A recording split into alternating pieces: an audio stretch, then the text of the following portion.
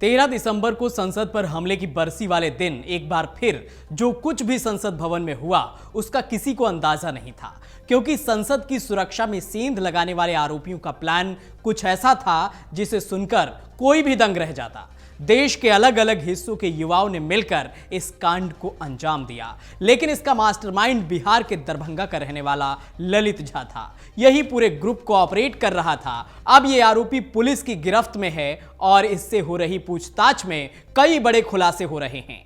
संसद में 13 दिसंबर को घुसपैठ करने वालों का कथित तौर पर एक प्लान बी भी था। अगर किसी वजह से प्राइमरी प्लान असफल हुआ तो बैकअप में एक और योजना भी थी, जिसके लिए इनके कुछ और साथी भी तैयार थे। पुलिस के मुताबिक पूछताछ में आरोपी ललित झा ने इस पूरी योजना के बारे में खुलासा किया है। आरोपी ललित झा ने बताया है कि सागर और मनोरंजन के पास जो विजिटर पास था और उनको संसद के अंदर जाना था, लेकिन अगर किसी वजह से अमोल और नीलम संसद के करीब तक पहुंचने में विफल होते तो हमारे पास प्लान बी भी था। ऐसे में हमारे दो और साथी महेश और कैलाश दूसरी तरफ से सदन की ओर भागकर पहुंचते और वहां कलर स्मोक का इस्तेमाल करते और मीडिया के सामने विरोध प्रदर्शन करते।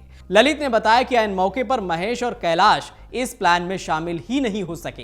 प्लान में शामिल होने से पहले आरोपी गुरुग्राम में विशाल उर्फ बिक्की के घर पर रुके थे। महेश और कैलाश यहां बिक्की के घर पहुंच ही नहीं सके।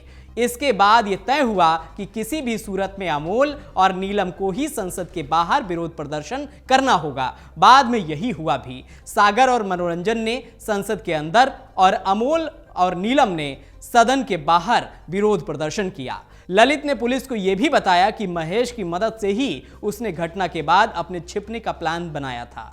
महेश ने ललित के लिए एक गेस्ट हाउस बुक किया, वहां रुकने की पूरी व्यवस्था कराई। घटना के बाद ललित, महेश और कैलाश लगातार टीवी के माध्यम से तमाम खबरों पर नजर बनाए हुए थे और देख रहे थे कि संसद की सुरक्षा में चूक को लेकर क्या क्या खबरें चल रही हैं।